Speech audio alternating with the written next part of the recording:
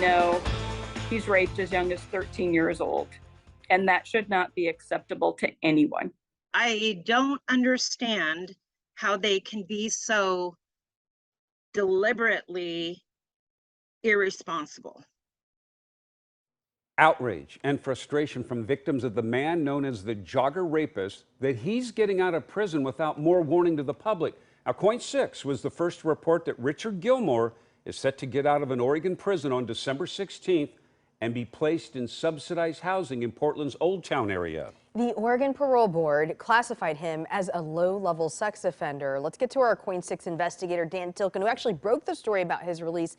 And Dan, I know you're looking into why the Parole Board classified him as a low-level sex offender, even though he's admitted to being a serial rapist. Yeah, so what does low-level mean? It means the public will not be warned where he lives. He won't come up on a sex offender website. Now, how do we get here? Well, we obtained this score sheet a week ago from the Parole Board. Since then, we've been working to get to the bottom of how and why they recently used it to classify Gilmore as low-level risk to attack again. Well, two of his victims and an expert are questioning the Parole Board's process. I kept asking them, when are you going to get here? When are you going to get here? Danielle Tudor was on the phone with police as Richard Gilmore broke into her Portland home and raped her in her parents' bedroom. It was 1979. She was 17. Danielle's case went unsolved until 1986, when Gilmore broke into Tiffany Eden's Gresham home. She was just 13.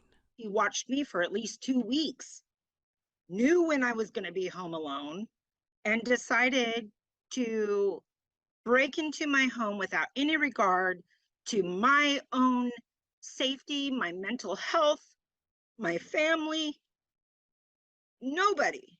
Gilmore was only convicted of the attack on Edens because the 3-year statute of limitations ran out and some victims didn't come forward. But court records show he admitted to 8 or 9 attacks. Why are we willing to release someone into the community, which we actually don't know anything about his mental health because it's been 7 years since he's had a psych evaluation? Including the last exam in 2016, most of the psychological evaluations concluded Gilmore was still a risk. None of them were used in producing this recent score sheet by the Parole Board to classify Gilmore as low risk. The form is called the Static 99R.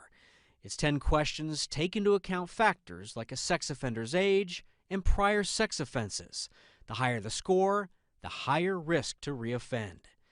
Gilmore scored a 0 in the middle of the low range, largely because he's over 60, which knocked off 3 points. Also, he did not get penalized in his score for prior sexual convictions because he has none.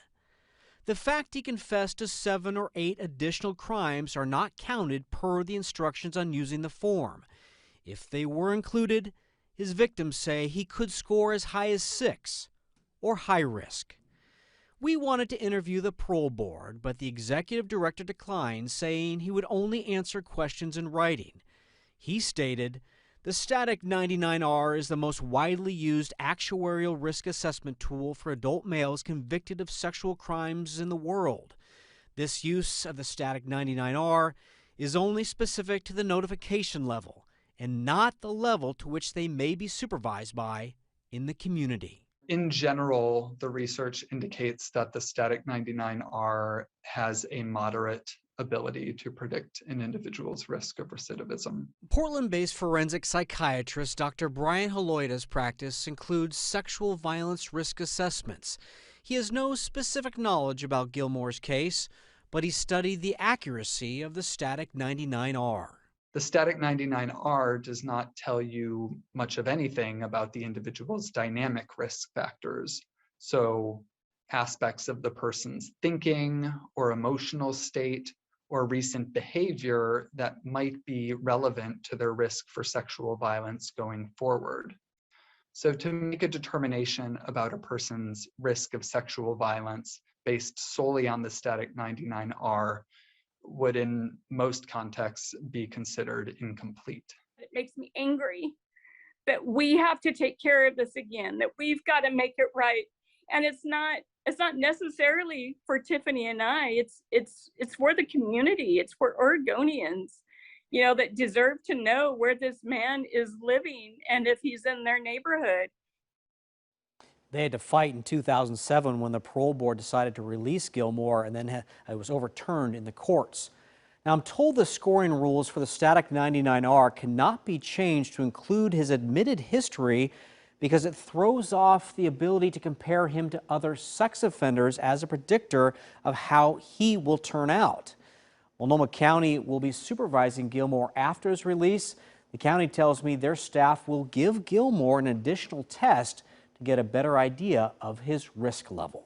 Dan, I know you've been working on this story for quite some time. Let's talk about how you also understand you've learned he'll face tougher supervision at the time when he's released and after that. So Multnomah County is saying, given the nature of his offenses and his history, which they know about, he'll be supervised at a higher level. That includes he'll have a curfew, he'll have places he cannot go, and he'll wear a GPS monitor to make sure that he is doing that.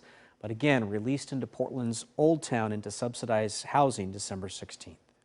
And Multnomah County, though, trying to reassure folks, saying we're going to keep extra tabs on him. Yes, and remember his psychological evaluations, almost all of them have said he's a danger. Dan, thank you.